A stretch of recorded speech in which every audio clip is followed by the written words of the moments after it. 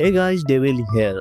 और कहानी की शुरुआत होती है अगेन जापान से ही, जहां 40 दिन कंटेनर में रहकर पुष्पा जापान अपने चंदन का पैसा लेने आया है। लेकिन जापानी उसे ऊपर लटका देते हैं। वो सबको धोता है, पर फिर उनका बॉस उससे गोली मारता है और वो पानी में गिर जाता है। ये सीन यहीं पे कट करके हमें पुष्पा के बचपन का सीन दिखाया जाता है, जहाँ सभी बच्चे उसे बाप के नाम पे चिढ़ाते हैं और वो मुल्लटी वेंकटा रमन ही उसका बाप है, ये साबित करने के लिए पानी में कूद जाता है। और तभी पुष्पा का सपना टूटता है। यानी कि पिछली पार्ट की तरह इस बार भी जापान कहानी की शुरुआत नहीं थी, बल्कि वो कहानी का अंत था। और अब फिल्म स्टार्ट होने वाली है। ये जापान वाला सीन पार्ट 3 के लिए है। तो कहानी की शुरुआत होती है अगेन जंगल से, जहाँ भानुवत सिंह शेखावत भेष बदल के पुष्पा के मजदूरों के साथ जाता है, उनके साथ लकड़ी तक काटता है और उन्हें रंगे हाथ पकड़ लेता है। इसमें एक श्रीनु नाम का लड़का भी होता है, जिसकी आज शादी होती है, इसलिए पुष्पा खुद उसे छुड़ाने जाता है।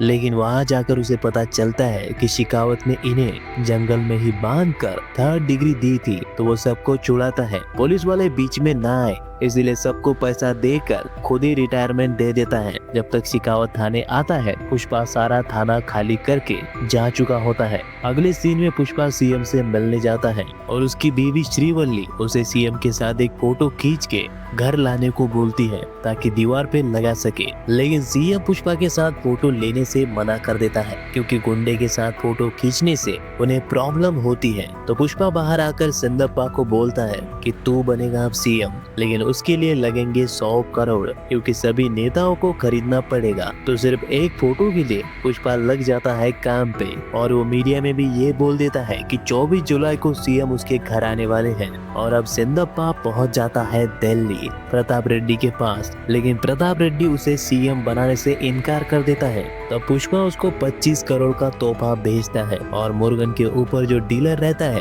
उससे डील करने जाता है, ताकि 500 करोड़ का इंतजाम कर सके। दोनों के बीच डील होती है 1 टन का 2.5 करोड़।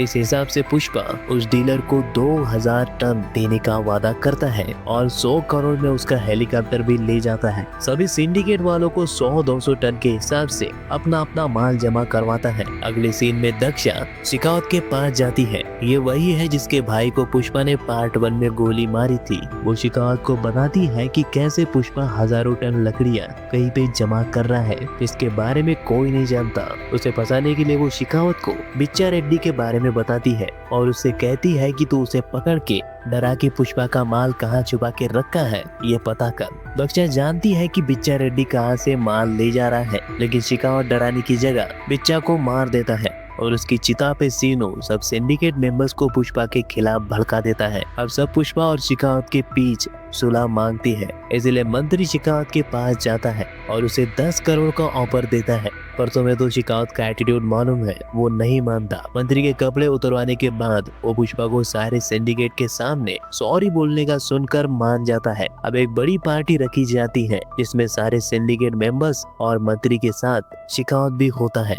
लेकिन पुष्पा घर पे दारू पी रहा होता है। जक्का के समझाने के बाद पुष्पा पार्टी में आता है और शेखावत को सॉरी बोल के चला जाता है। शेखावत ये रिकॉर्ड भी करता है, जितना कुछ शेखावत होता है उतने ही नाराज श्रीनो और उसकी बीवी दक्षा होते हैं। लेकिन बीच में जाकर पुष्पा गाड़ी मोड़ लेता है और पार्टी में गाड़ी ले जाकर सीधे शेखावत पे चला देता है। शेखावत स्विमिंग पूल में और ऊपर से पुष्पा उसी पूल में मूतता है। बाहर आने के बाद दोनों एक दूसरे को मारने की कोशिश करते हैं, लेकिन लोग उन्हें रोक देते हैं। शेखावत पुष्पा को बोलता है तुझे मारूंगा नहीं, बल्कि तेरा सारा माल पकड़ूंगा और तुझे वापस दिहाड़ी मजदूर बनाऊंगा। और पुष्पा चैलेंज एक्सेप्ट कर लेता है। वो कहता है अगर तूने एक भी लकड़ी पकड़ ली तो बस सिंडिकेट को छोड़ के वापस दिहाड़ी मजदूर बन जाऊंगा। और अब दोनों की रेस शुरू हो जाती है। शेखावत पूरे जंगल में नाकाबंदी कर देता है, लेकिन पुष्पा अपने माल से भरे ट्रक नदी के जरिए ले जाता है, क्योंकि गर्मी का सीजन होने के कारण नदी में पानी नहीं होता। जब ये बात शेखावत को पता चलती है तो वो सारे ट्रक्स को अकेला ही पकड़ता है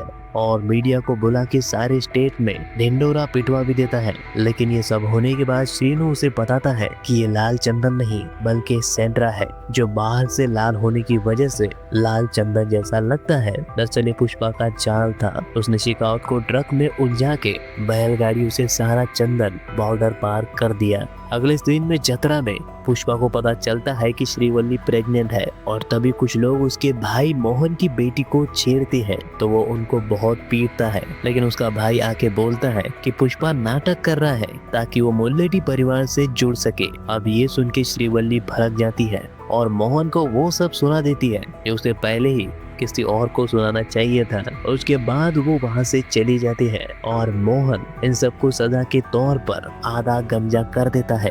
अगले सीन में शिखावत सीएम से परमिशन लेकर दूसरे स्टेट में पुष्पा का माल पकड़ने जाता है, लेकिन पकड़ नहीं पाता और माल श्रीलंका पहुंच जाता है। उधर से 4900 करोड़ पुष्पा के पास आते हैं और सिंदप्पा सीएम बन जाता है। बाद में पुष्पा के घर आकर उसकी दीवार पर जैसे कि पुष्पा ने बोला था 24 तारीख को ही फोटो लगवाता है, जिसके लिए ये सब हुआ था।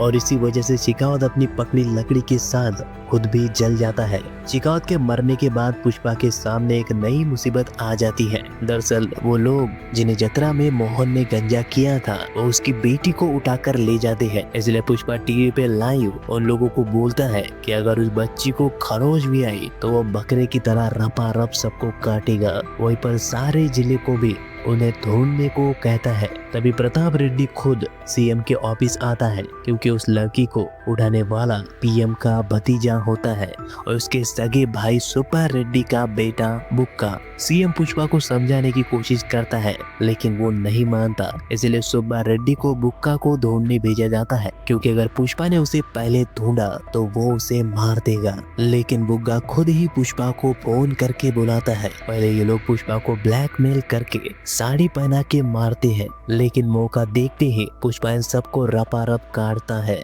बुग्गा को बचाने के लिए सीएम केशव को फोन करके यहाँ भेजता है, लेकिन पुष्पा फिर भी उसे मार देता है। वहीं पर दूसरी तरफ अपने बेटी को मरता हुआ देख सुब्बा रेड्डी बावला हो जाता है। वो पुष्पा की भतीजी को ले जाने की कोशिश करता है और वो उसी त्रिशूल से सुब्बा रेड्डी को भी दीवार पे चिपका देता है जिससे उसने बुग्गा को मारा था। इसलिए प्रताप रेड्डी को एक साथ अपने भतीजे और भाई दोनों की चिता जलानी पड़ती है। पुष्पा के अपनी बेटी को बचाता देख मोहन मुल्लेटी का हृदय परिवर्तन हो जाता है। वो पुष्पा के घर आता है और अपने बेटी के शादी का पहला कांड उसकी छोटी माँ को देता है, यानी कि पुष्पा की माँ को, और अपनी माँ से माफी भी मांगता है। सभी शादी में होते हैं और तभी बॉम्ब ब्लास्ट होता है जिसे कि एक नया विलन करता है जो कि प्रताप रेड्डी का बदला लेने यहाँ आया था। अब ये कौन है, पुष्पा की फैमिली में से कौन कौन बचा है, ये सब कुछ हमें पार्ट 3 में ही पता चलेगा, जिसका नाम है पुष्पा 3 द रैम्पेज। तो ये था पुष्पा 2 द रूल का फास्ट एक्सप्लेनेशन। हम इसका डिटेल रिकैप वीडियो भी बनाएंगे जब ये फिल्म OTT पर आ जाएगी, इसीलिए वीडियो को लाइक और चैनल को सब्सक्राइब कर दो।